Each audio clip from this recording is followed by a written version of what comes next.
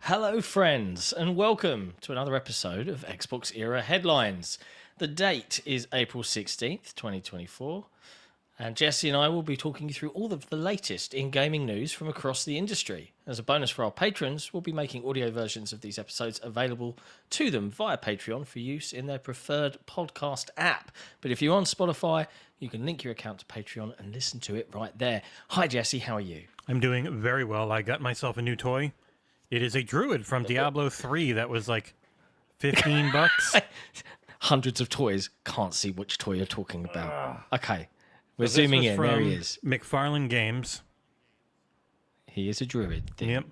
He's got replaceable hands and a head that are like right there. You can see another head. It was like on sale for like $14. It's really nice up close. I was like, sure, I'll add more dumb shit to my background. Why not? I like Diablo 4. Yeah. Why not? Let's do that. Hi chat, lovely to see everybody. As always, please do hit that like button if you're new here, or even if you're not new here at all. We demand it, and the algorithm demands it. So just reach across, boop, give it a little like. It really helps us out. Lots to dive into today. As always, the gaming industry is never really asleep. It's always doing something. And I think Fallout's really leading the pack in terms of generating noise. Mm-hmm. And understandably so. The TV show, by all accounts, is an absolute smash hit.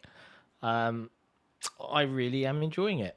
I haven't finished it all yet. I know you're not you your have, dad, Jesse, but yeah. No, I'm not my dad. If anyone watched the XboxEra podcast from Saturday, I did include some excerpts of a conversation with my old man about Fallout, where he just immediately dismissed it as a universe because it's a video game. And I'm like, how is it any different from a universe in a book or a universe made in a film? Like, explain that to me. He couldn't. But yeah, boomer talk. Yeah.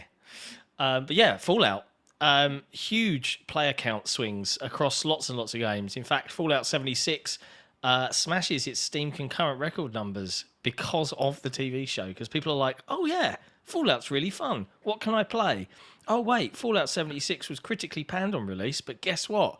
Bethesda stood by it and has actually made it really good fun. Yeah. Surprise! It's funny. I've been in like some other chats and stuff, and people just know Fallout 76 is garbage. And it's like, I mean, at launch, it was a very light base. Like, it just didn't have enough in it. And they have spent many years now, I think it was going on like 5 years now or something, just nonstop adding content to it to the point where it's actually very fun now. And it's still one of the main things that people always care about, no matter what everyone else thinks. It's not just single player, it's multiplayer. So you can get in there with 2 or 3 friends and you can have a bunch of fun together playing in a Fallout world. Like, it is a damn good time. It was just given away for free, but not the Steam version. The Xbox and the Microsoft Store versions are free with Prime Gaming right now. Also on Game Pass. But yeah, it'll be curious to see when the most played for Xbox and PlayStation update, because they update on different cadences. Yeah. Because like Diablo went from 40th to 10th when it hit Game Pass. So I'm very curious what Fallout 4, maybe 3 in New Vegas. I know like the industry pushes New Vegas so hard, but it's old and it's still very janky and buggy. As great as the writing and all the other stuff and the premise and all that, the writing and the stories is what people are really focusing on when they say play New Vegas. But Fallout 4 and Fallout 76 are newer and play better, so they'll be the ones that get the most by far. Especially Fallout 4 has the patch coming on the 25th. I'm going to stream it that day whenever the patch hits and have some fun times with that. But tomorrow I am going to stream some 76, because why not? What time are you doing that as a multiplayer game? Should I same click time as I would know? on my... You would click download on your Xbox, because that game is not crossplay. Came out just before they started doing that. The Xbox and PC versions do not play together, unfortunately. That is a shame. Okay, I'll investigate this. But yeah, as per Wesley Yin Paul over at IGN, Fallout 4 released in November. Fallout New Vegas released in October of 2010. So yeah, Fallout 4 was November 2015. New Vegas, October 2010, and Fallout 76 released in April 2020. The boost is significant enough to propel Fallout 76 to a new peak concurrent players on Steam of 39,455, 4 years after it actually came out. Even older non-Bethesda developed Fallout games are enjoying a resurgence. Fallout 2 has more players, a peak count of 1,000. And the first Fallout video game hit over 2,300 concurrents on the same day. So just across the board, a lovely increase. And I saw someone in the chat mention that apparently Fallout Shelter, which is a mobile game, this is from Zach Riley in the chat, YouTube member here at XboxEra. Revenue went up 80k in a day after the show. Yeah, like Fallout 4 went from around 20k most days, which is really good for that old of a game, because it's Bethesda and you can mod the shit out of them. It peaked at around 84k, and even right now it's at 60. So yeah, pretty much every game that people can get their hands on is on sale or in Game Pass, and people are all about it. They've given away Amazon, in preparation for this, had been giving away all the Fallout games. So like Fallout Tactics, Fallout 1 and 2, and everything on Amazon Prime. So if you use their little app, between Amazon's app, Epic Games Store, and Steam with its mixture of like Hundle bundles and Fanatical bundles and all that stuff, I think I have like 1,200 PC games without really spending a lot of money. That's crazy. It's really lovely to see the effect that this kind of transmedia approach from gaming IP now has on its games. You know, I think the same was for The Last of Us. They saw a big increase in people playing the game again once it had been released as a TV show. I think the same thing happened for what was it called? Come on, help me out. What's the other TV show that isn't Halo? Twisted Metal. Yeah, no, not Twisted Metal. There's another one. There's a third. My brain's farting. PlayStation games aren't easy to play on new hardware, in the same way we're used to with Xbox and PC stuff. But Cyberpunk with the Edge Runners. That's it, Edge Runners. Thank you. Yeah, that again saw a massive tick up. I don't know if the same was true of the Halo TV show, but we all know my thoughts on the Halo TV show. Well, the Halo TV show was let's not go there. Its big audience was older people. Like not people who are going to game. Well, yeah, no, I'm not going to do it. I'm not going to go on around. But that's Paramount. I'm not. That is Paramount Plus as a thing. Paramount Plus is aimed at old people. I agree. But I'm not going to go on a rant, all right, chat? Because Trav's here, and I don't want to ruin his day with my negativity and my moaning and stuff. But no, I won't do it. I'm not doing it. They are different things in the sense that, so Last of Us is a retelling of the game. Halo was a completely retelling of the game. And Fallout is an addition to the game, which isn't the norm for a lot of these things, where Fallout doesn't follow anything to do with any of the games. It just uses that pre-established lore and builds its own story in there, because Fallout 4 isn't a game with a protagonist. There's no canon protagonist in Fallout, so it would have been a lot harder. They've taken the canon of the world and the character. The world is a character of its own with Fallout, and that's what they've brought across in all of its glory. And that's why it works so well, because then you can tell any story you want in that world. Can't do that with Halo. Anyway, Paramount loves spin-offs. You're not allowed to bite either. If I'm not allowed to rant, you're not allowed to bite. That's it. We're just stopping before we get off in a dark tangent of me whinging. Only thing, if Halo did become Star Wars like or Star Trek like, Paramount loves spin-offs. They do. So you never know. Just like, let me write the Halo show. I promise. Oh God, no. Nope. I could do it. You can not. Do it. It'd be beautiful. Nick Jr. You don't know how to do any of this. Anyways, we've also had a big Game Pass drop announced earlier today, which you were up bright and early and swiftly covered with a new day one video available on YouTube right now that goes over all of the games released. Before I dive into that, though, one of the games that is available right now, as of about an hour ago on Game Pass, is Halibut, to which I released the review yesterday. Coming in at a 6.8 out of 10, in case you are not far wondering. Off the Open Critic right now, which is itself at 7.3. Yeah. I kind of assumed it would be something around those lines, and I would think in the end it's going to be quite a divisive. It has been. There's a lot of very high scores and some very low scores where people are a little over. But John, why did you give this game a 6.8? How did you feel about it? Well, I think, as I've read other people's reviews, and a lot of them actually, use a lot of the same verbiage that I did. I think Eurogamers, in much more flowery language than perhaps my own, nailed it for me.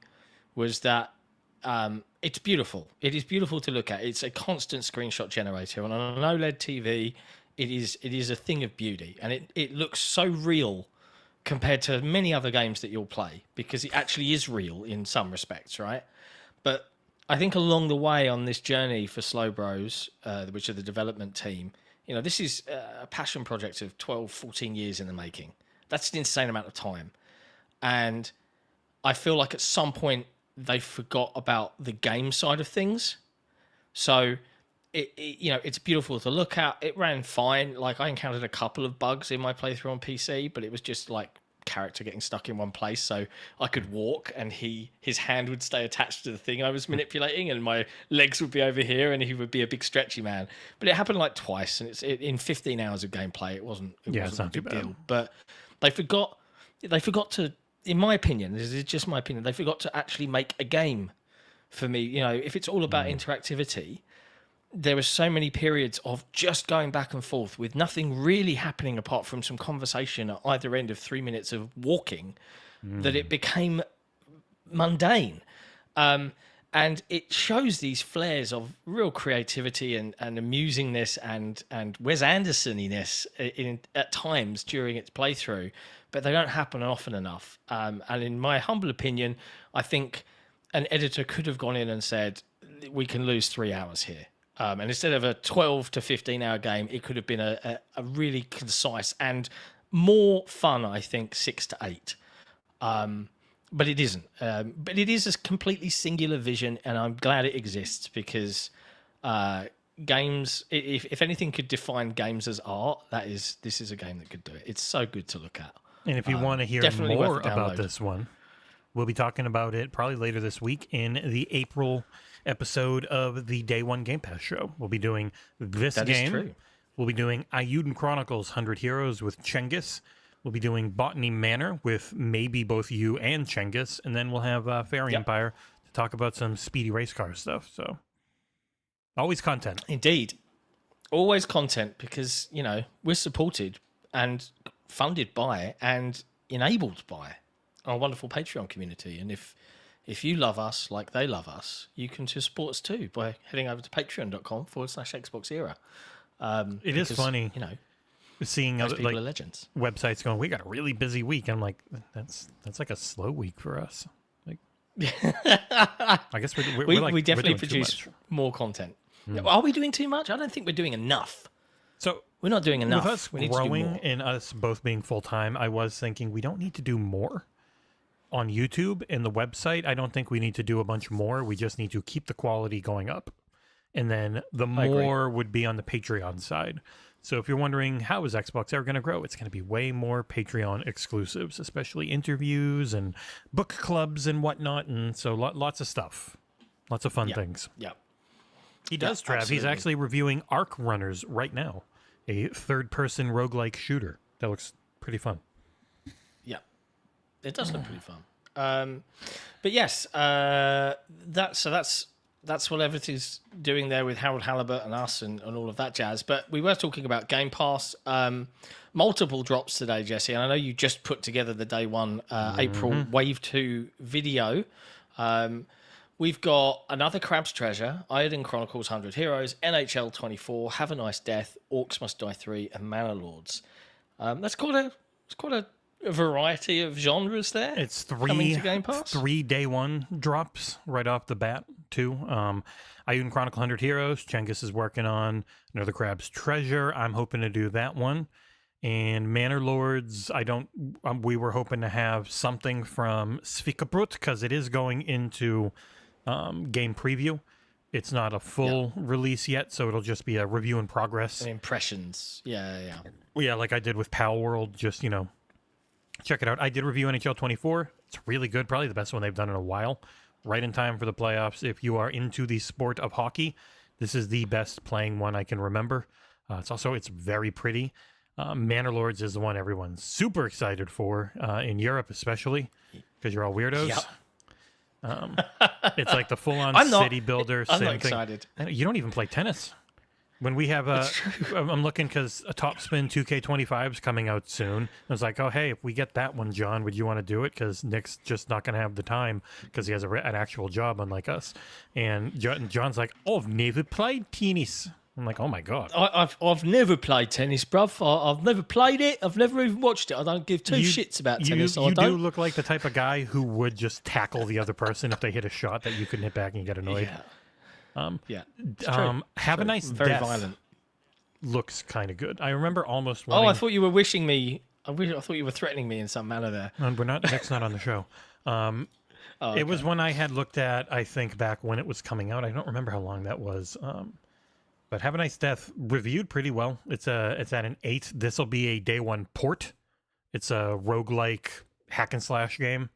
It had only been on Switch and PC as far as I remember. But yeah, that one came out about a year ago. So really nice drop overall. It's not the Senor Bean, gimme AAA shit, but pretty good. Also, they're adding 3 more things to Game Pass Core. Deep Rock Galactic, Super Hot, and Wreckfest are all going into Game Pass Core if you've got that, but not regular Game Pass because you're a weirdo, because it's only a couple dollars more, or you just want the multiplayer, and then I get it. And there are a few older things leaving. 7 Days to Die is finally leaving. I think it had been in Game Pass for like 5 years or something or more. Besiege, which is the one where you make the trebuchet type machines and whatnot to destroy stuff. NHL 22, obviously. Loot River, which I reviewed, it was okay.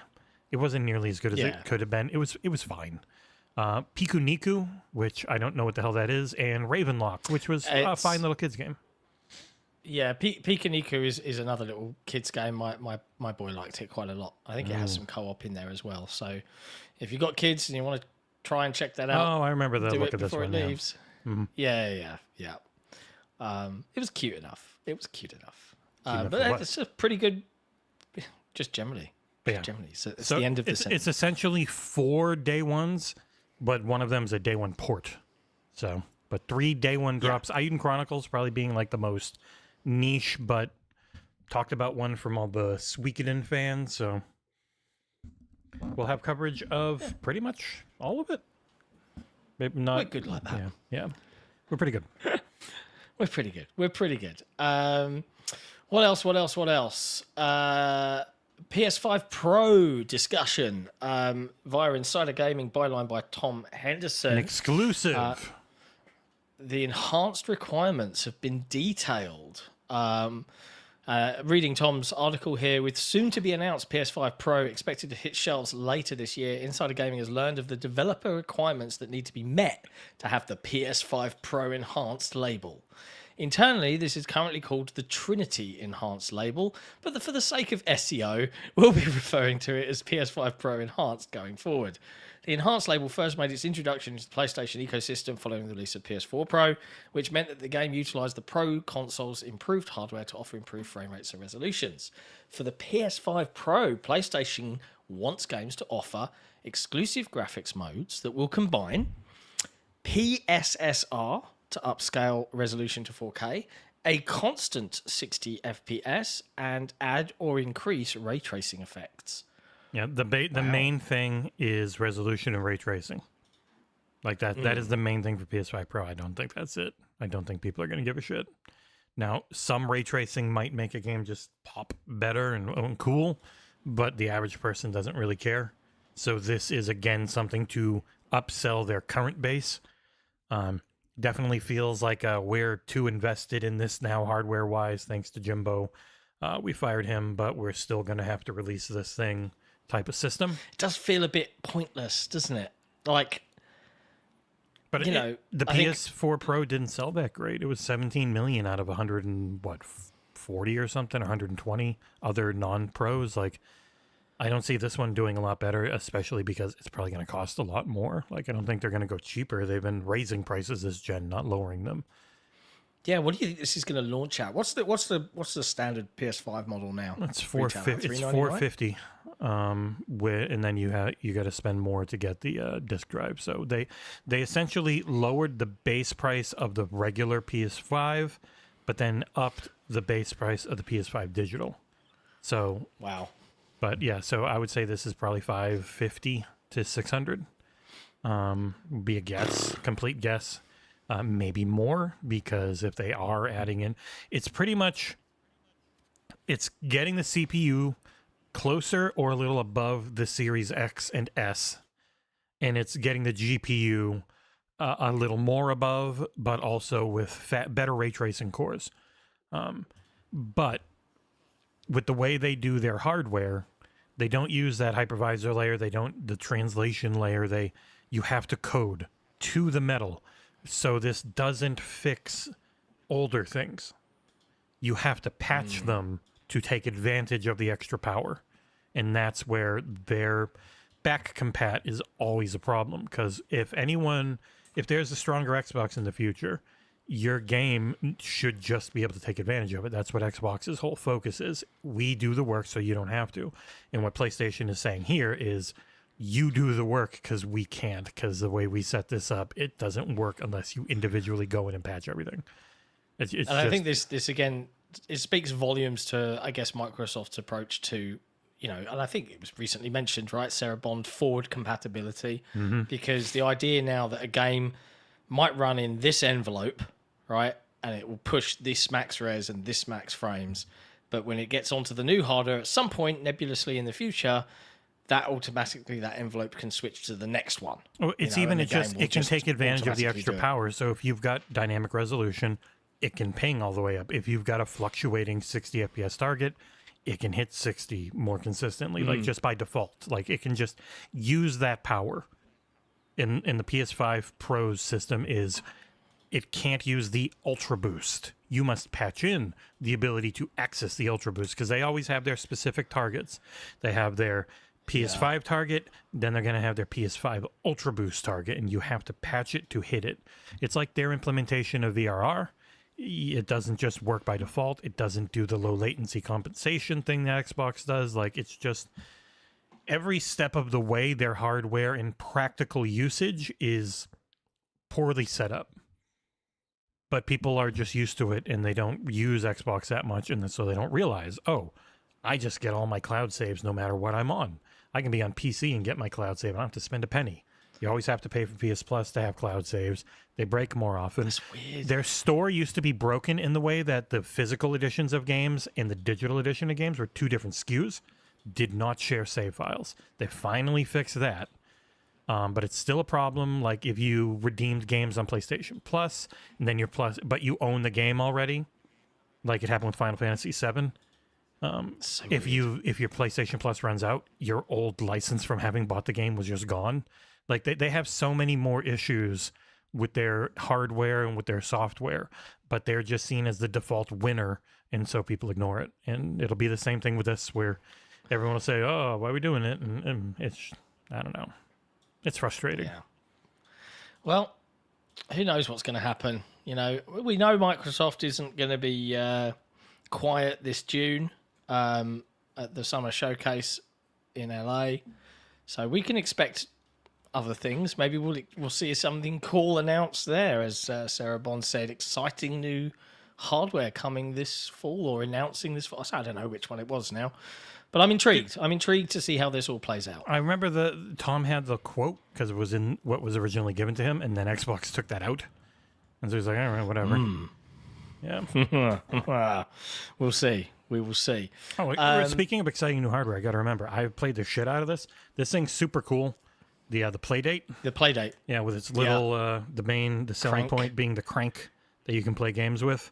I have every game ever released on it installed.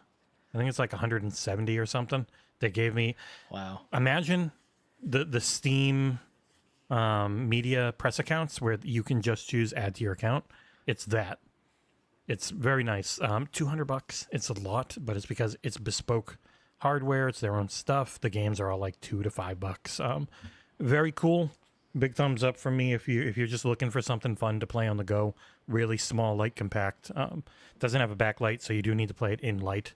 Other than that, highly recommend it. I'm gonna write something. I saw a story. Someone, a developer, made a game to propose to his partner on it, and then gave it to her, and she was playing through it. And I just like, that's yeah. Well, I hope not. I didn't get that far in the story. I hope that's not the case. Anyways, the UK games market grew 4.4% last year. Physical sales decline was better than expected. That's according to Chris Scullion, writing via VGC. The body's new consumer market valuation report shows that the UK games consumer market value was £7.82 billion. That's $9.76 billion in 2023, compared to £7.49 billion or $9.34 billion in 2022. Game software sales increased by 4.1%, and less than 10% were boxed software sales. Physical software sales continue to drop with a decline of 5% year on year, while digital console game sales, digital PC game sales, and mobile game sales all saw increases. Interesting, really, isn't it? I think digital went up 5.6 on console, PC went up 4.5, and mobile games went up 4.5, all in terms of digital. Yeah, PC's only been digital for a very long time. Yeah, I don't understand how this can only go up still. But yes, not surprising, I don't think. It is the new world. It's a pain in the dick. Just a bit early to the party. It's a pain in the dick to get up, change discs all the time, and it just installs the digital version anyways at this point. So outside of Nintendo, there are so many games who make you use their gross tasting carts. There's just the Switch. The Switch 2 is probably going to have the same carts, which are all going to be 16 gigs again because the other ones are too expensive. So you just have to download all their shit anyways, which sucks because in a while they're just going to shut down all their servers. So it's very annoying with Nintendo digital because you just don't trust your purchases that much. It can be pretty annoying with Sony digital because you don't always feel like they're going to bring them forward, like your PlayStation 4 themes, because there's also a rumor about PS5 getting themes, but they won't be back compat with PS4 themes because they want you to rebuy them all. The only one I ever trust fully digital is for the big platform holders is Microsoft, because they are desperate to not be seen as shitheads about stuff. Like it is in their core DNA now, and it's one of the things I try and get through to Nick all the time, and I think he knows, but he just wishes it wasn't the case because he's crazy. Microsoft is very, very cognizant of people thinking they suck because they know they do. They are a giant company who cannot make more money unless they kind of suck. So wherever they can be good and really focus, and they do have people who very much care about it internally, like the corporation part is still in that mindset of we have to get good press where we can, and then we've got these workers who are always yelling at us about it. Hey, don't be dickheads. And fine, we'll actually care about all your purchases and everything pretty much forever because that's how Windows has been. Yeah, it's interesting.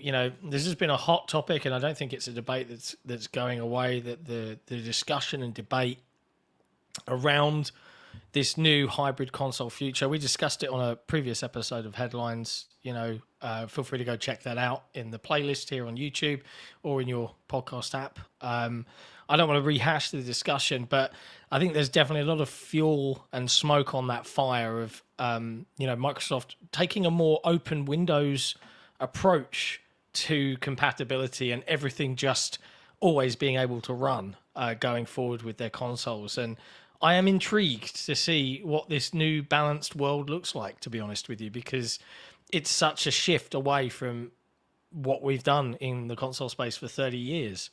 It's gonna rock a few people's boats, that's for sure. But I'm looking forward to it. I think it's going to be. I think it's the only way that they've seen now that they can truly actually compete and do something a bit different. Well, and it is the realization that they're. Why not?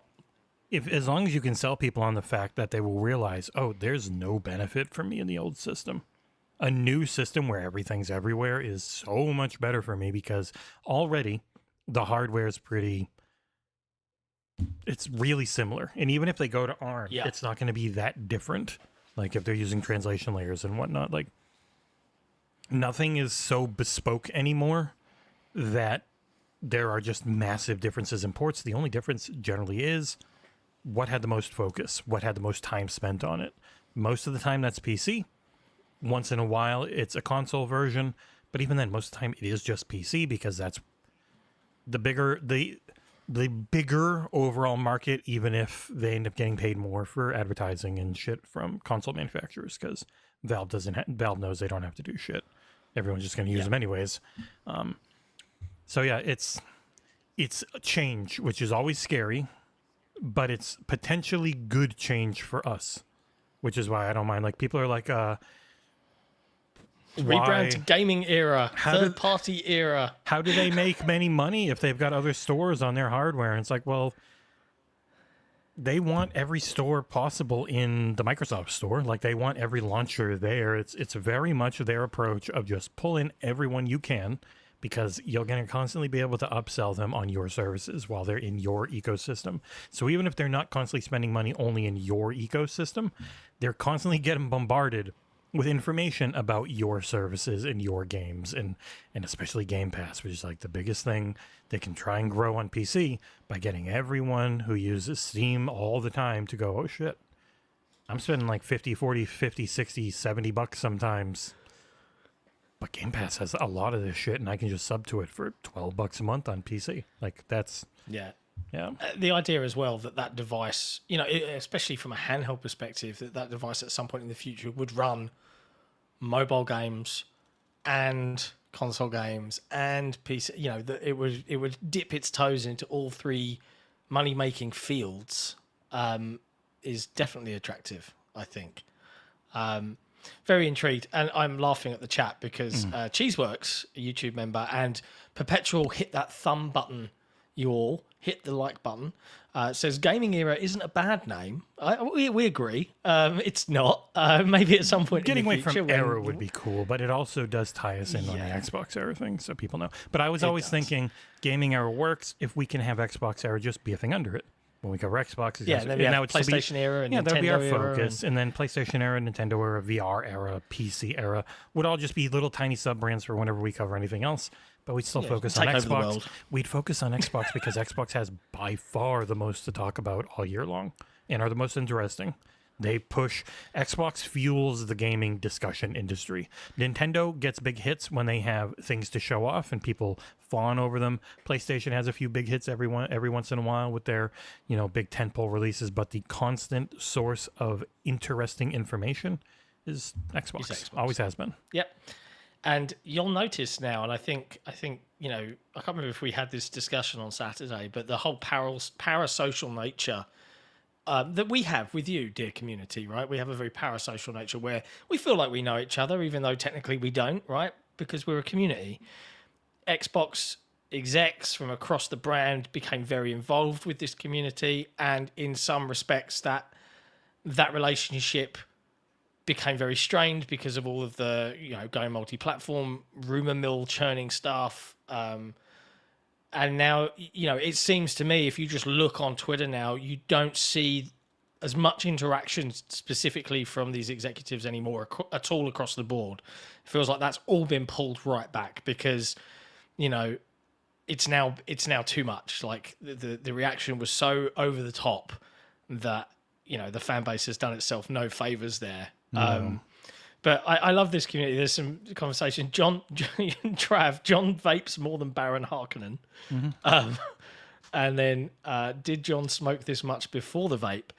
I used to smoke 40 to 60 cigarettes a day. It was an obscene habit. I have never once ever had a cigarette in my entire life. No. Good for you. They're gross. So I grew up with two parents and two grandparents in the house who all smoked, and the entire time I was like, this smells fucking terrible. What are you doing? Yeah, it's bad, and it's so funny. Like, you think back to your first cigarette, and you're like, it was gross. But, if you become addicted, you just push past the grossness. The addiction is trying to get back to feeling like you did before you smoked. Because you need the cigarettes to make you feel okay, like you would if you just quit them. But it's really hard to quit, from what I've been told. I smoked a lot. Like, I remember once, like I was like 20 or something, or 18 maybe. I was at Reading Festival, and I brought with me 2 50-gram pouches of Golden Virginia tobacco, because I used to smoke rollies, right? And I, in the space of 4 days, had consumed 100 grams of tobacco, which is gross. It's absolutely disgusting. And when my son was born, when I was 30, and I'd quit previously. I was cold turkey, then I started smoking again because of life stresses and stuff. But when I was 30, my son was born, and I was like, I smell. And because I sell after I've had a cigarette, I wasn't smoking around him, but I could smell it on me, and then I was holding my baby, and I was like, this is wrong. So I switched cold turkey to one of these, and I've never looked back. And I've dropped my nicotine content in these from something like 12 milligrams down to 3 now. So it's virtually nothing to it apart from and cloudy vapors, but it stops from smoking. So your head looks like a cigarette now. Yeah. You get the ash. Yeah, ashy grey. It explains why I look so old. Don't smoke, kids. It's bad for you. You ever look at old pictures like from like the 1920s and 14-year-olds look like they're 50? Like, oh my God, the quality of living was so much worse, especially with the invention of cars and when there was lead in the air all the time, what that did to people, and not only to people, but to violence. Like the moment we pushed unleaded, the violence rates just going like, yeah. Weird, isn't it? It says there's some crazy news stories in the world. I did read a story about someone who invented something in petrol. I think it was lead petrol, and it caused some sort of epidemic across the planet, and they in turn, by doing that invention, caused more deaths than any other human being on the planet.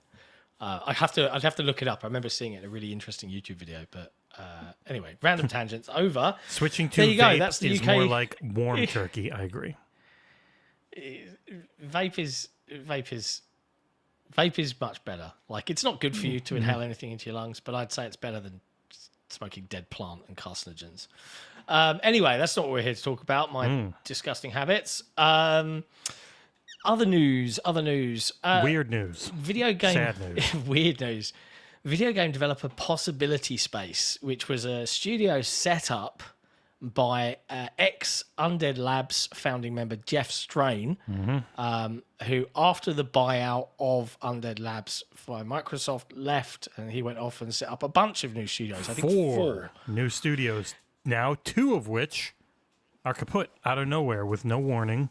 Really horrible optics around all of it, not saying anything to anyone, just out of nowhere, shutting down, closing his LinkedIn, closing all his social media, scurrying off into the night. Really weird. It's really weird. Don't feel great about the other two. But this was the big one. This was like the dream team that had a lot of well thought of people making this whole new IP in this new world, years and years of stuff, and then the freaking email that he sent out is so bad. It's so painful. You read it and you're like almost incredulous that it exists as a thing that someone wrote, especially a CEO. A successful someone who has started multiple businesses, one he sold for many millions of dollars to Microsoft. Like, it's crazy. Like, so this all came about because Ethan Gash. I'm not Klingon. Ethan Gash. I don't know how to pronounce his surname. Ethan, a reporter at Kotaku, reached out to Jeff Strain and team about an article that they were writing about Britannia Media and the closure of another development studio, Crop Circle Games.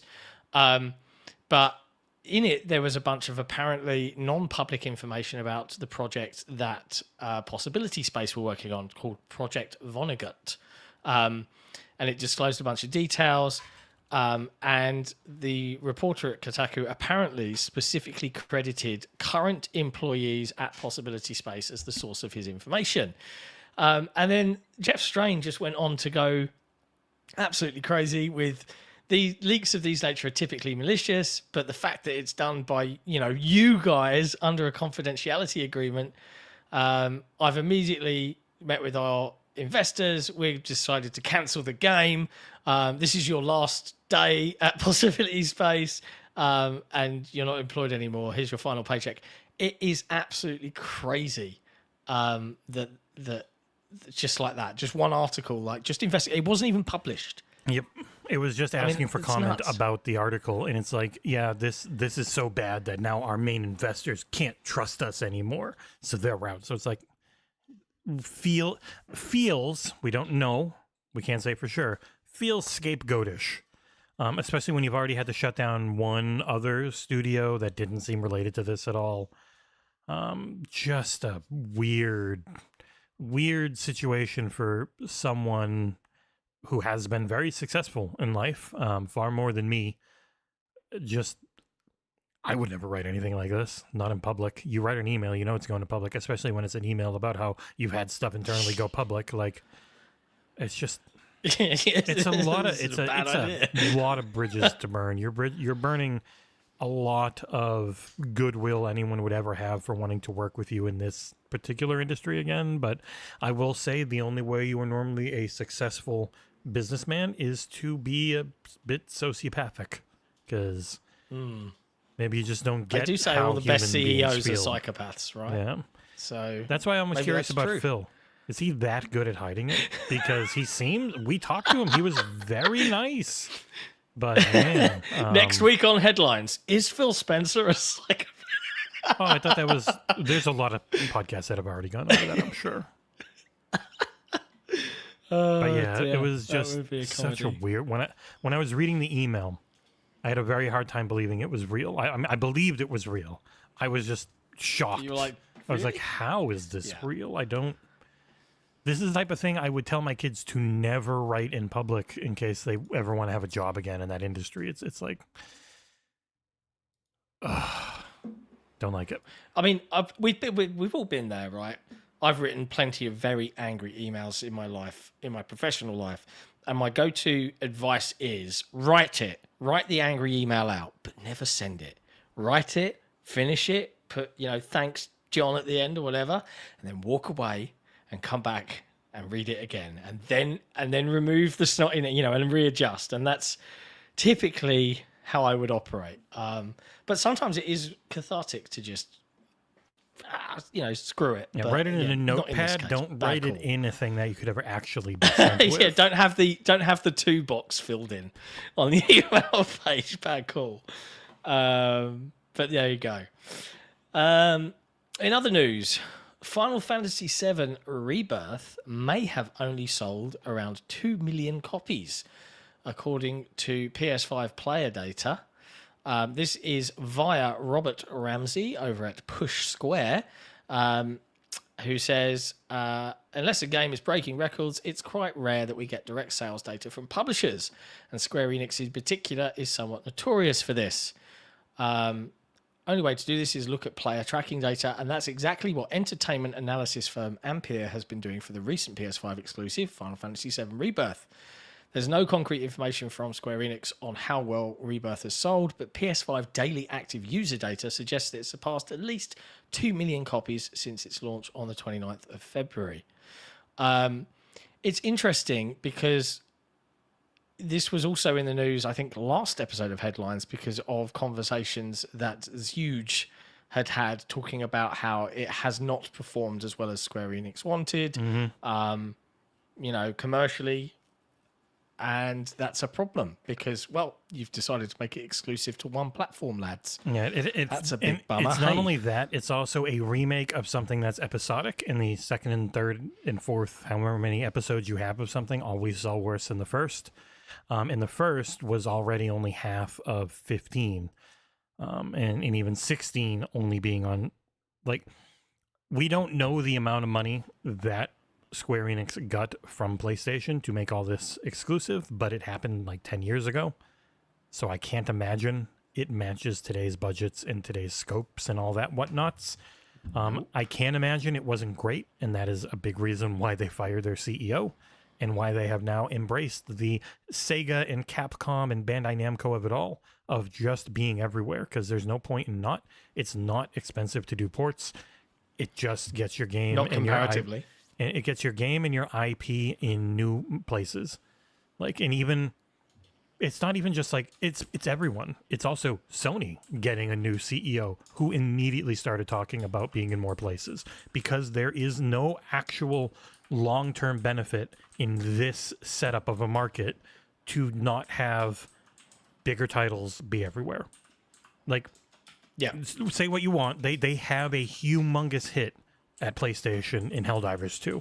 It's outselling Spider-Man, and it probably cost way less, even though it was 9 years of employing people. It wasn't nearly as many people. It didn't have all that expensive motion capture in LA.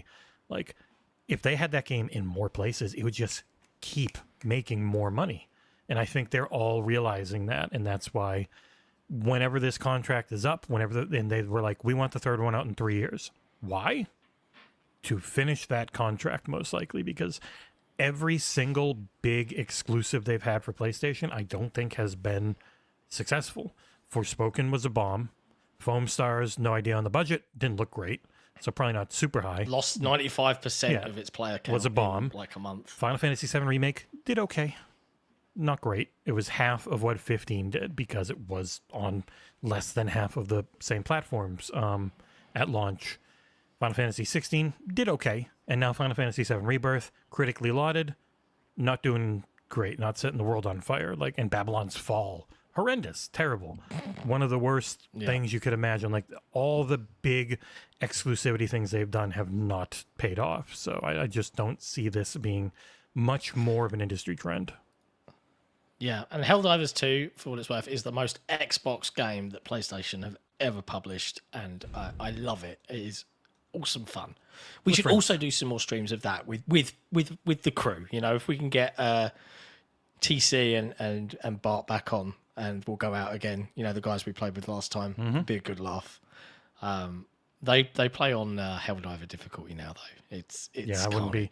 They're going to be. I'm the type that would get kicked out from their squad in matchmaking because I'm not high level enough. Nah, we don't do that. We don't do that. I haven't played it in like a week and a half. I'm feeling like withdrawal symptoms. It's too much fun, but life. We are going to. We're coming up on a quiet period. Yeah, we are, and we are going to play some Redfall on Thursday again. Yes. More hangouts. So. May is very slow. Come and join us. Outside of John doing Hellblade 2, there's really not much that we know of right now. So we'll have a lot more streams in May. Yeah, it should be fun. And because we were talking about it right before we went live, we may have, it might be this week, we might make it next week to be a bit calmer and give more people sort of time to be available.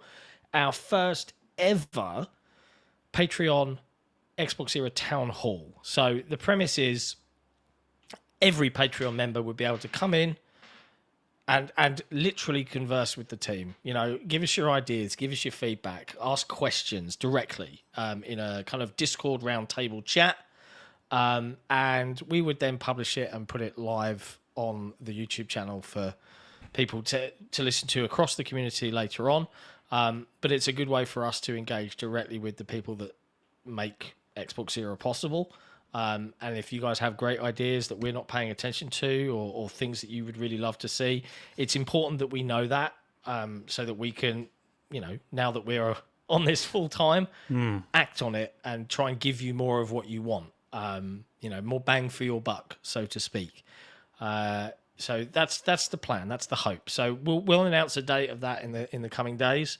But definitely want to do more of that with you guys. But fun times. What else? Biggest news of the week. The biggest news of the week. Keanu Reeves is reportedly voicing Shadow in the Sonic the Hedgehog 3 movie. I'm down with this. I'm all right with it. You know, Idris Elba was great as Knuckles. He's returning. Let's have Keanu Reeves. Let's go.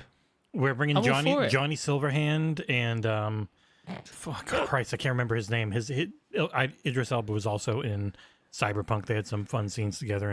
He was in the Shadows of Liberty. Phantom Liberty. Yeah, Phantom Liberty. That's not Shadow. Shadow the Hedgehog. I knew it was Liberty. I'm just getting confused. Johnny Silverhand is Shadow the Hedgehog in Fulton Reed, I think was his name. But whatever. They were good in that. I'm sure they'll be terrible in this because it's Sonic and everything Sonic is bad. I don't care what anyone says. I tried to watch both of the first two movies and I was like, nope. Not for me. It is dumb. It is completely dumb fun. But I'll tell you this for now. It's better than the Halo TV show. No, I'm joking. Trav, calm down. But yes, according to Andy Robinson over at VGC John on camera. News, per the Hollywood Reporter's sources, the John Wick and Cyberpunk 2077 actor will voice Shadow the Hedgehog in the third film. The news follows Paramount's debut showing of Sonic 3 footage during CinemaCon last week, which reportedly included the revelation that Dr. Robotnik, played by Jim Carrey, was depressed and out of shape after the events of Sonic 2, but gets his groove back thanks to creating Shadow the Hedgehog. Oh. Yeah, not thanks to so Stella. We're getting fat Robotnik. Are we going to get fat Robotnik? Seems like it. You know, that's... That was the rumor, right. Like people had said, fat suit Jim Carrey with the bald head and the big mustache. Finally becoming the Robotnik we all don't care about because Sonic's always been bad. I mean, Sonic the Hedgehog 2, Jesse, in case you didn't know, is the second highest grossing video game movie of all time in the US. It reached the top spot prior to being overtaken by the Super Mario Brothers movie. Another bad movie. Well, Super Mario Brothers wasn't bad's bad. the wrong. Okay. Bad's the wrong word. Thoroughly predictable in every way. It's an illumination film. It was the most basic hero's journey you could ever imagine. It was very pretty. Had a very good voice cast. Pratt was fine, whatever. No one wanted to hear this for the entire movie. Hey! Like, no one wanted to hear that the whole time. But it was just, there are kids' movies that have good writing and they're good for kids while not being dumb as shit and predictable. And the Mario movie was very, very safe. That was my problem with it. Yeah. I think they're just average movies. But hey, good. What good Sonic news. did to me, the elemental hero, the Shadow Link, Dragon Wolf King in chat, was put out a bunch of really mediocre games alongside a couple of good ones. Sonic and All-Stars Racing Transform, obviously the best Sonic game, because it's barely about Sonic. It's about excellent kart racing. But then when it was all about Sonic with Team Sonic Racing, not nearly as good. Sonic Generations pretty good. Outside of that, pretty thoroughly mediocre. I think the biggest problem, not that I want to continue the Sonic tangent any longer, the biggest problem that Sonic had was moving to a 3D era. And it was not actually that fast of a game in 2D. It was manageably fast in 2D, and then they tried to make it super fast in 3D, but the camera's just always been a problem. Mario games are faster than Sonic games. They always have been. Sonic just had that sensation of speed with the ball and everything, but it's one of the things Nick is right on. He was a pinball, and momentum was a big thing for him, and that's hard to... They never really played into it enough in 3D. It was always like lock-on mechanics and... Yeah. But whatevs. Anyways, next up, this is via Game Informer. I did see this on Twitter, but Game Informer have picked it up. And I only saw it on Twitter thanks to Cliff Bleszinski. Lawbreakers, which is Cliff Bleszinski's game from Boss Key before the studio went under, Boss Key Productions, is a 2017 low-gravity hero shooter. This is Marcus Stewart writing for Game Informer, coming back from the dead. It's not an official revival, but it's coming back due to the work of a dedicated group of fans. Dubbed the Relb Project, the project's been in the works since at least 2020. Its FAQ states that this is a project to bring back the game Lawbreakers, done by creating fake servers that the original game client uses. You can join by downloading the launcher, patching your game, and playing like normal. It would only be PC, of course, like always, for these fun things. Yeah. Despite it being unofficial, Cliff Bleszinski, who has been very vocal about wanting to see Lawbreakers come back, has given it his blessing and enthusiastically shared their Discord on Saturday on Twitter.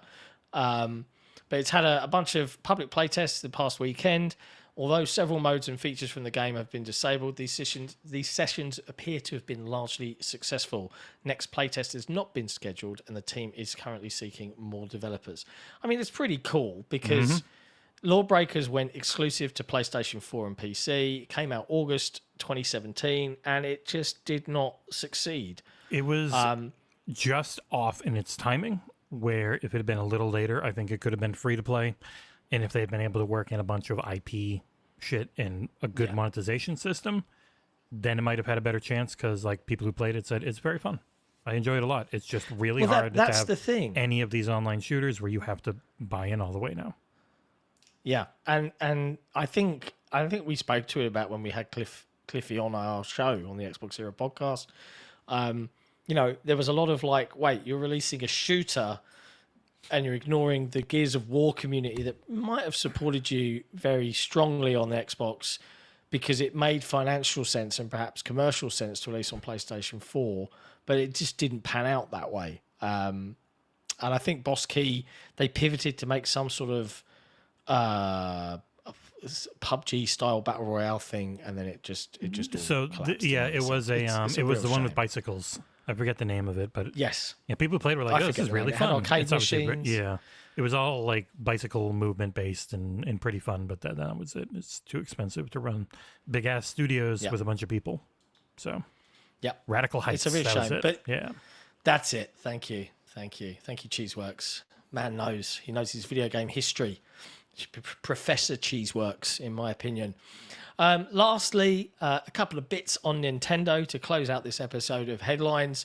They have quietly shut down a Switch really emulator. Stupidly Yuzu. named. So Suzu was a fork of Yuzu, the one which they just shut down, and their whole thing was like making jokes about being sued, which they immediately were, and then they immediately folded. So wow. So it is funny. I think the big one and the one that I used when I was like dumping things off my Switch was Ryujinx, which is still around because they're not idiots.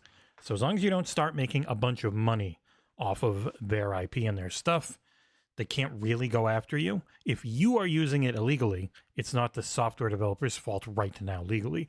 I'm sure Nintendo would like to get those laws changed, but it's tough. But yeah, so Suzu was a fork off of Yuzu, and they just were like, hey, here's a giant blinking light, come attack us. And Nintendo did.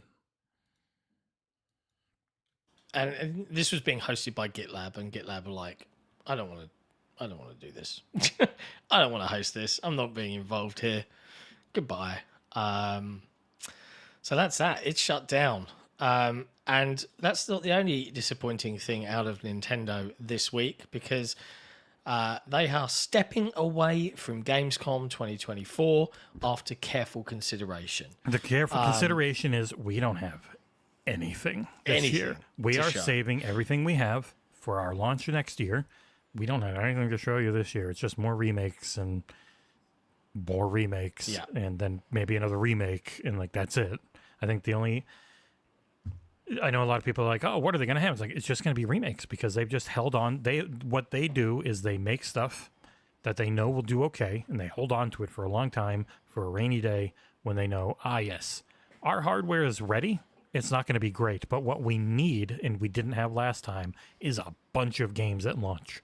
And so they are actually waiting this time to have a lot because they don't have a Breath of the Wild. And even Tears of the Kingdom didn't do... Tears of the Kingdom will get a bumped up re-release for the Nintendo Switch 2. That is... Yeah, but it was it was a remade Tears of the... So Breath of the Wild was new. It was something they had never really done before. Taking the Ubisoft template, hiding all the markers, and having people guffaw. In a really fun game with good physics and good chemical interactions and whatnot. Some fun ideas on top of an old and tired formula. But then Tears of the Kingdom was essentially a remake of Breath of the Wild. Take everything that was in there and make it a little better. And it just didn't hit as hard for a lot of people and has already kind of been forgotten of in comparison to in our little bubble. I'm sure it probably sold like crazy because they always sell everything like crazy, but they've done so many remakes and remasters and re-releases because the Wii U actually had a lot of really good games. It was just hardware no one cared about, and it was one of those things that makes you realize, it's not just make good games and you'll be successful. It's make good games on a platform people care about, and you can be successful. Because even Nintendo, with all their powerful IP and all that, still put out a console that sold the worst imaginable, worse than any Xbox or PlayStation, because people looked at it and were like, I don't want this thing. Doesn't matter how great the games are. These games I buy nonstop now that they're on the Switch. But Jesse, games sell consoles. Great, that's what Microsoft have been told. Great games, that's all you need to keep doing. And it kills me because there are so many people. What's going on there? So many people that truly and utterly and in their hearts of hearts believe Xbox hasn't had a good game in over a decade. I'm like, they've all had good games recently. Like Patrick Klepek, a respected guy in the industry for a long time, a Giant Bomb and Waypoint and other things, said the phrase that Xbox hasn't had a big game in like 13 years. I'm like, what are you talking about? They have. It doesn't matter if you aren't huge on even. You can even look at, say, Sea of Thieves or Forza Horizon 4 and 5. Microsoft Flight Simulator. Like, they've had a bunch of very large games, just not in the genres maybe you care of or think about for Game of the Year rankings. Like, they've had a lot of games. They've all had a lot of games. There's too much. That's the thing we always see. It's so hard to get any discoverability because there's too many good games out. That just always is the actual problem for the average consumer and why they just end up sticking with Fortnite, Roblox, Minecraft, and Call of Duty. Like, because they're like, oh, I can just always play these ones. I don't have to think about it too much or spend too much money.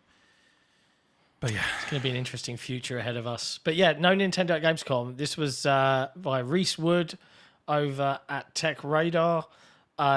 Confirmed after careful consideration, the company won't be attending this year's Gamescom event in Cologne, Germany. Reports originally came from German outlet Gameswirtschaft.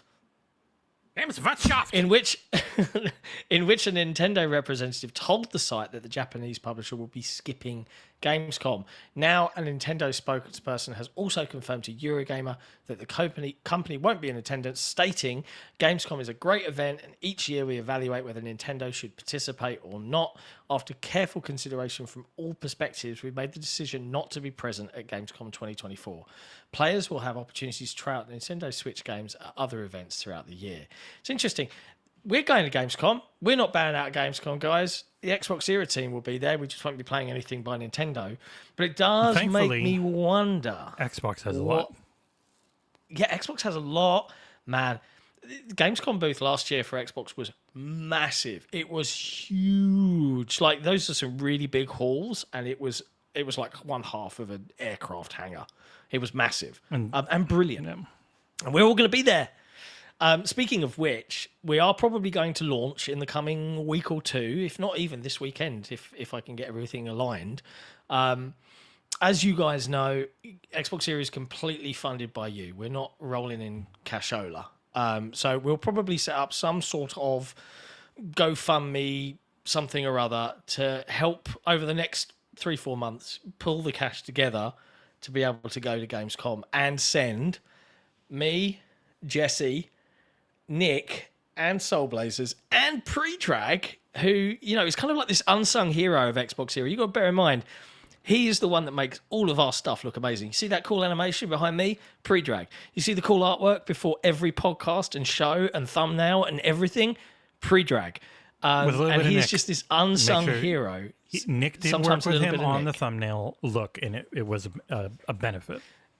It was. But yeah, like it cannot be overstated. So to have all of us there, and bear in mind, we've worked together for 5 years this year, remotely, and none of us have ever met in real life. The idea that we're all going to be able to go, and even if there are people from our community going to Gamescom as well, we'll do some sort of meetup. We'll be able to do a podcast live in person together for the first time ever here in this house. Like, that's the plan. The weekend before we go, we're going to move all of my rig and everything here and the big cameras, and we're going to throw it all over into the lounge, and we'll set up my lounge to look like, you know, a fancy studio or something. It's going to be fun. And we're going to need your help to make all of that happen. So, yeah, we're going to be in attendance, even if Nintendo aren't. So maybe we'll make up for it in some form. But yeah, it's going to be so cool. I'm really looking forward. Like, this year is so many cool things that we're going to be able to do for the first time ever. And yeah, we'll never have a spare bedroom like Kind of Funny. But we'll make sure we make up for it in other ways by having loads of cool content. You are essentially in a spare bedroom right now. I'm in a garage conversion. I don't feel like it counts. It could be converted into a bedroom. 2 people in here. Yeah. I mean, yes, it could. Yeah, it doesn't have to be a big bedroom. They've got a big bedroom. You just have like a little bedroom. They've got a very big, airy bedroom. But yeah, and there's more stuff to tell you about before we close things out. Just lining things up, but you can keep an eye on the website soon. If you're a Patreon member, a lot sooner. For a first episode of 1v1, which is a new project that we are working on at present, where we reach out across the community. So be it developers, voice actors, games industry pundits like us, reporters, insiders, whatever you name it, where we do a one-on-one interview series. And it could be any one of the main 3 podcast hosts, myself, Jesse, Nick, and it's just conversations for an hour with really cool guests. And that's an idea. We still have guests on the podcast, but sometimes when you have a guest on the podcast, you can't talk about the whole week's gaming news, and it can feel a little difficult. So we wanted to provide more exclusive content for our patrons. So this is one of the avenues we'll do that, where our Patreon members will get, 2 weeks or a month's early access to these really, really cool interviews. I am targeting some absolutely stonkingly massive guests. You always say 2 weeks. Difficult. I always say a month. Yeah, it'll be a month. You always say a month. That's because I'm a generous fellow. It needs to actually be an exclusive that feels worth it. That's the entire but point. sometimes the timing of these things is also worth it for us. Yeah, but and that's why we're when working you want to on see that. See, I gotta say, YouTube growth doesn't happen. YouTube money making, not a big thing. YouTube awesome for trying to pull people into the Patreon where we can have a bunch of cool content. That's my thinking. He's right, kids. He's right. But yeah, so there's lots going on over in this neck of the woods. But with that, we'll bring this slightly longer than usual episode of Headlines to a close. Chat, thank you ever so much for hanging out. Before you close out the stream, please do, once again, hit that like button. Share it with your friends and head to patreon.com/XboxEra if you love what we do, because your power can help us do more. And with that, I think we'll bring it to a close. We'll see you throughout the week ahead. We'll be back on Thursday for another episode of Headlines. I don't think we've got anything specifically huge hitting over the next couple of days. One thing you can look out for from me is an interview with the founder of Balloon Studios, who made Botany Manor, and one of the artists there, as I chatted with them about the design of the game, inspirations, the games industry at large, and all of that sort of jazz. That should hit the site early tomorrow. But other than that, we'll be back on Thursday with more news, and we'll see you on Saturday for the usual XboxEra podcast. Ciao for now. That's the one.